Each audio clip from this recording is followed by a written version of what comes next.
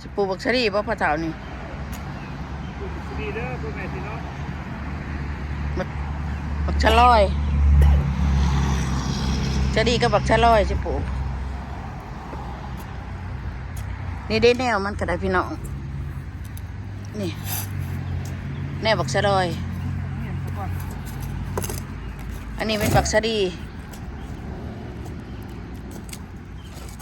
2อย่างอันนี้บักชะลอยสิปลูกบักชะลอยพักหน่อยนะพี่น้องพักหน่อยก็ได้หน่อยพักใหญ่ก็ได้ใหญ่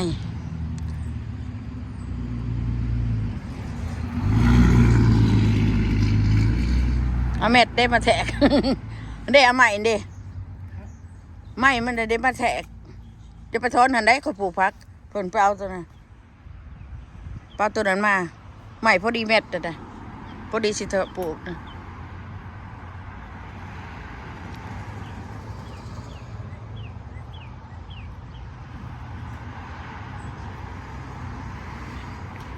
ปลูกที่ปลูกข้างก็เท่านั้นละ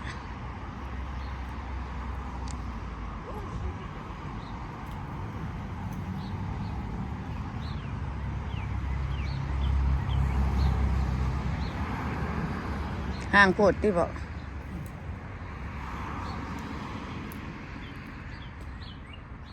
ก็เอาตัวสันเด้ไปเหยียบไปสั่งว่าแม่มันหลายต้นมันกันหลายเพื่อพ่อแม่พี่น้องมันเป็นว่างใหญ่หนักมากเป็นว่างมากคุดไปโลดให้ที่ห่างกระยามันด่ะก็ได้ปลูกกันหน่อยร้ายต้นบ่ร้ายก็บ่มีหน่วยคิดจังไดล่ะหน่วยก็มีแต่ต้นเดียว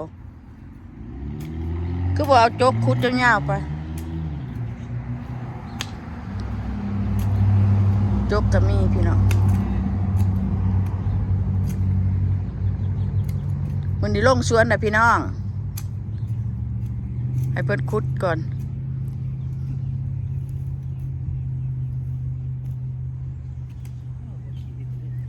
ฮะ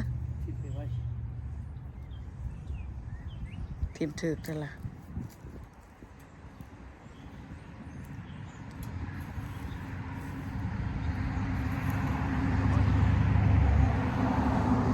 แทกคักแทกแน่ได้ยังจะปลูกไก่อันหัวร้ายมันพักกระเทียมข่อยนะที่เราก็ได้ดกพักกระเทียมมันเป็นหนอนหมากก็จะได้มันตัดหมากมันอีกจะได้ตัดหมากพักกระเทียมแต่ว่าปีนี้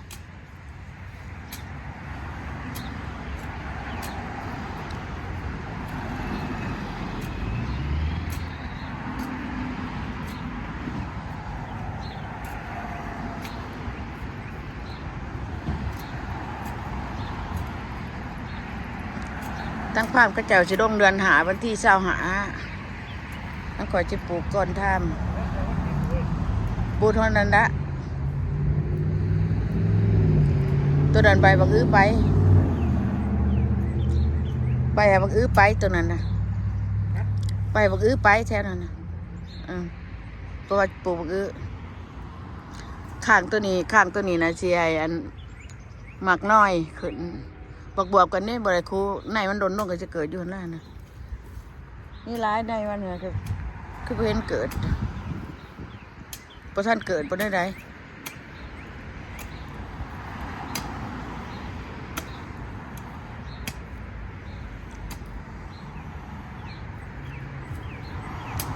พอมันคือสิเมื่อยวะคุดนี่นะคุดฉากระไดช่องสังคมนี่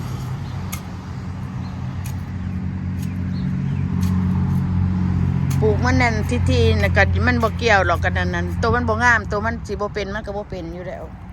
มักซะดีนี่ได้มักซะลอยนี่ได้ฮอดหันได้พ่อฮะอันเฮาเอาหญ้าหนอนใส่บ่ได้ตายต้องเป็นเอาหญ้าเฮาตัดแดดเอาไปใส่มันเย็นแดดพุ่นมาที่คุ้มนึงอีบ่แดดแต่คุมเกมได้หมดนี่นะ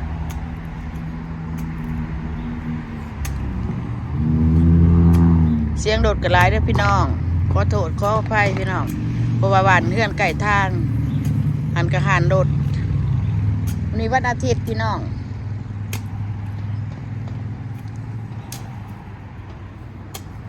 เฮ็ดจะนอนนิดหน่อยตื่นในสบายถ่ายละคลิปเด็กหน่อยมันแช่อยู่เด่นนั้นจะได้เด้ออยู่นี่เด่นจะได้เด้องานนี่ก็จะตัดออกอยู่แถวนี้งานนี่ช่องงานนี่ตัดออกมันไปเอามาเฮ็ดขางมาทั่วนี่ ตัดออกไปอย่างนั้น ตัดออกแล้วมันบ่ได้มีหยังขึ้นไปนะฮะอันนี้หมักพั่มได้ตะกินเลยหลายบ่เดี๋ยวมันเป็นอันอิหยังขี้ข้างบ่เถ่าเป็นขี้ข้างบ่เลยตายหวานจะกินกับบ่นั่นดอกมันหวานโพดหวานจนแหดคอหน่วยมันก็แซ่บอยู่ดอกมันหวานโพดเนาะหวานได้ผัดแหดคอกินเดี๋ยวเป็นเจ็บคอเพราะอะไรเพราะเถานั่นนะบ่พ่อละมาพี่บักอื้ออยู่ทั้งหลังน่ะที่ว่าตอกไม้ใช่บักอื้อน่ะมันจะบักเครือทั่วสิบ่ล่ะบักอื้อได้หันน่ะสิบ่ได้เอาง่ายตุนเราเห็ด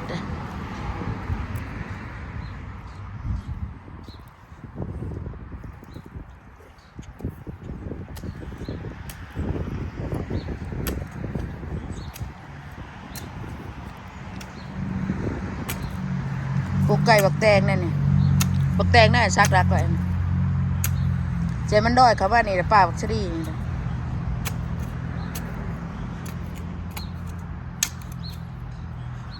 ขน่อยว่าท่านอยากปลูกกันว่าท่านอยากเอาในลงเพราะว่าหยันว่าเป็นใน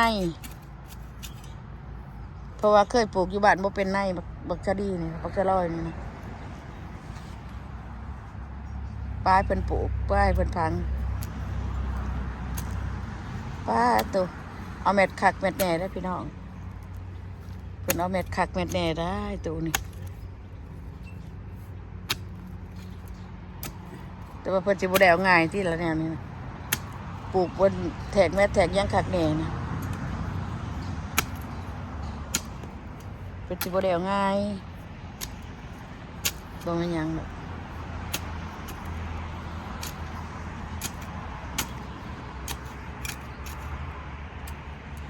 เชิงกันตะคุดโดดเชิงกันตะคุดโดดนั่นจะแทะกันยังวะสาเวลาเอามาซื้อเกาะเลยคุด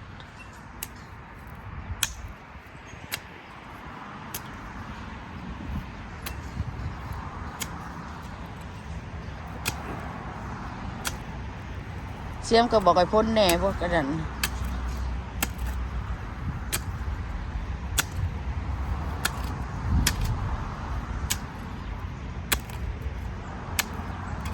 ตัวนั้นข่อยจิปลูกแถวไปหันนะบนข่อยปลูกบักแตง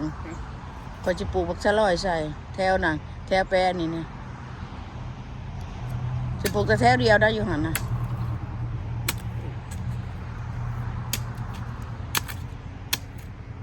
ทงมือข่อยไหวนะหันจักไปใส่ล่ะทงมือใส่มือนี่นะต้องได้ใส่ทงมือบ่อยากใส่ทงมือบ่ได้มันนั่น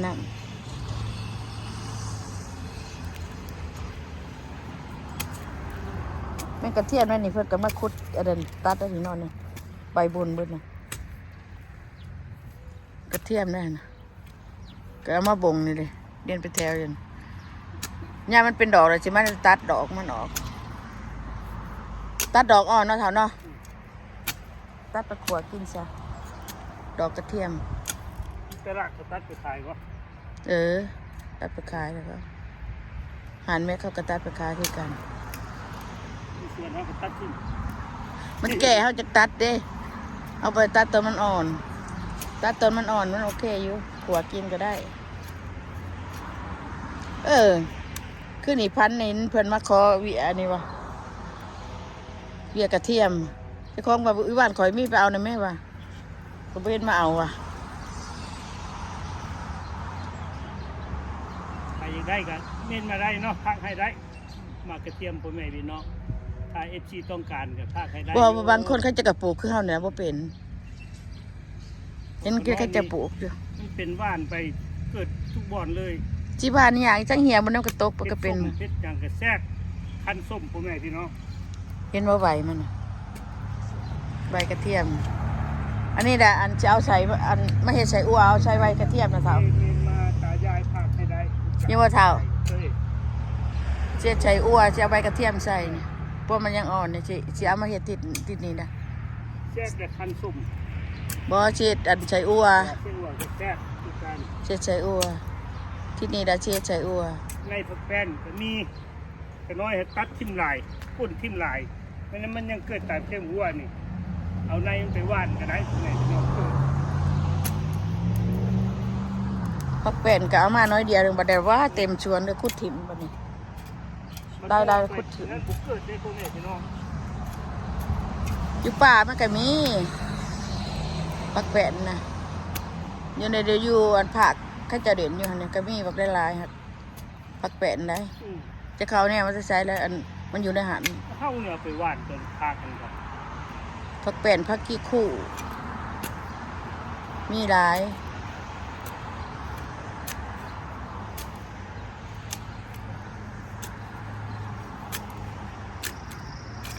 ไม่ได้ลองกับพักขี้คู่มาปลูกในบ้านเขาก็ลองเบิ่งเขา โอ้ยพูดถึงก่อน ฮะ พูดถึงก่อนมาเลย เอาต้นมันมาปลูกลองเบิ่งแล้วว่ามันจะคือกันกับเขาปลูกอยู่ปากซอกอยู่ปากซอกมันอ่อนได้เขาปลูกเขากุเด้ อันนี้บ่ได้กุยันล่ำมันแข็งอ่ะนะเราเอามาปลูกเบิ่งเอาในมันมาปลูกเบิ่งยับเขาครับเขาจะไก่กันนะนี่มันนี่ อืม ปลูกทีมันกระบอกเกี่ยวมันเกี่ยวกับที่บ้านตัวมันสิเป็น ครือมันก็เป็นฮอตพักก็มีเย็นอยู่ก่อน บ่อันนั้นมันเป็นน้ำต้นมันสิบ่เป็นต้นมันเป็นกระเทยเขาปลูกอยู่พรามเด้ซะเขาแห้งบ้านเนาะตัว เขามาซื้อเขาหูใช่อันนั้นนั่นคุยมักเขาเข้าระบุหูที่ต้นของเขาเนี่ยลบมาแห้งมันยังบุลบของเขาลบมาแห้งลบ มันก็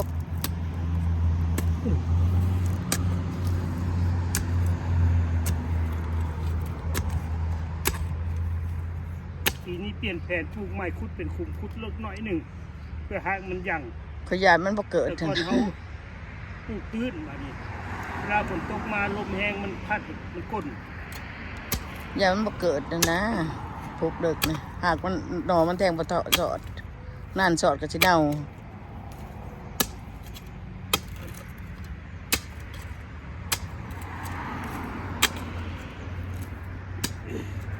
บักอื้อนี่ร้ายนะบักอื้อนะปลูกมันออกคันมันออกบ่ได้ร้ายเบื้องก่อนมันออกแล้วตัวใดมันร้ายร้ายก็อีดกถิ่มน้ำยอดถิ่มน้ำปลาใบดำเด็กดำน้อย มันถึงจะน้อยหวานเลยพ่อแม่พี่น้องผมเป็นเส้นผมเป็นน้ำหนึ่งแซ่บ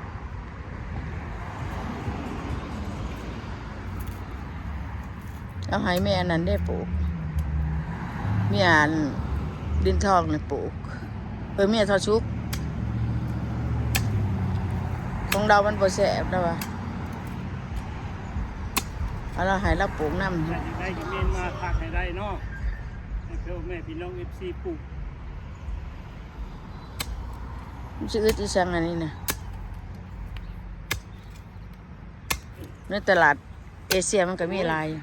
เพื่อเอาสีซอกไรโพแห้ง นี่เพิ่นเอา เขาปลูกแต่ละปีก็ยังเป็นน้ำเป็นเส้นบุแซ่บ เพิ่นเอามาแต่เมืองไทยเมืองลาว ก็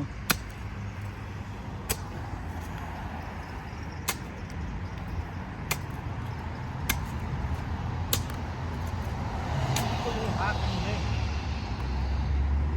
พักกันก็เป็นแบบ อันนี้แหละแม่ได้ไปเอาบ้านเดือดานแต่ว่าบ่มีบ้านเราขามันติบอกมันจะบ่มี บนมันมีก็มีหลายดอกในบนมันมีก็บ่มีเลยเป็นบัวอยู่ก่อนเวลาขี่รถไปเวลาตามรถบ้าน ขามัน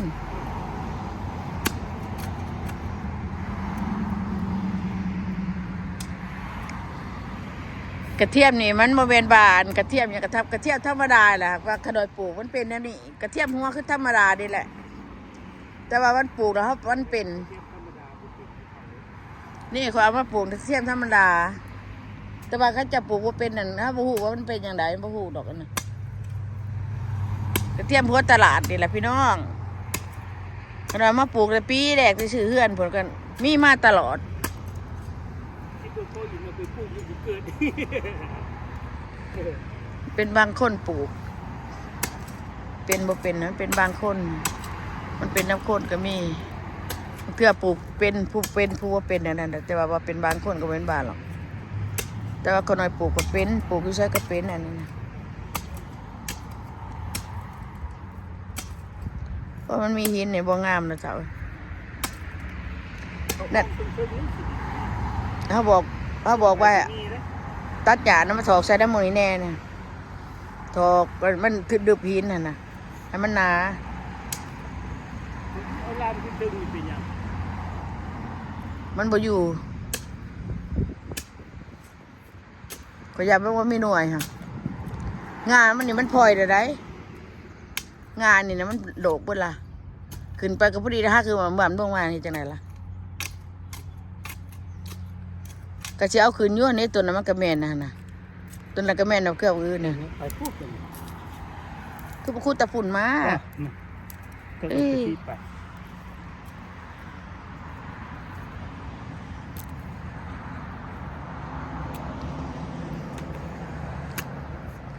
เพื่อเพื่อนจีได้เอาพี่น้องขน่อยว่าอยากชับออกไปอีกค่ะนะ ที่หน้าเขียนยาวนั่นเอาพายามาปูเมียนรถเน่งให้หญ้าเน่ามันบุกเกิดหญ้าเน่าเขาปลูกได้ ขัดปลูกตะกี้ได้นะปลูกไปนั่นปานนั้นป่าหญ้าบ่เห็นบ่าล่ะหญ้าบ่แผ่มันซ้ำเกิดกันหน่อย นี่แหละเดินนี่ด่ะเดินนี่แหละมีหญ้าหลายๆนี่เดินนี่ล่ะเดินนี่ล่ะเอาเด็กปลูกไปปลูกมานี่บ่มีหญ้านี่เป็นจังเด้อมันก็ย่านห่มคือกันว่า เปลี่ยนแผนปลูกใหม่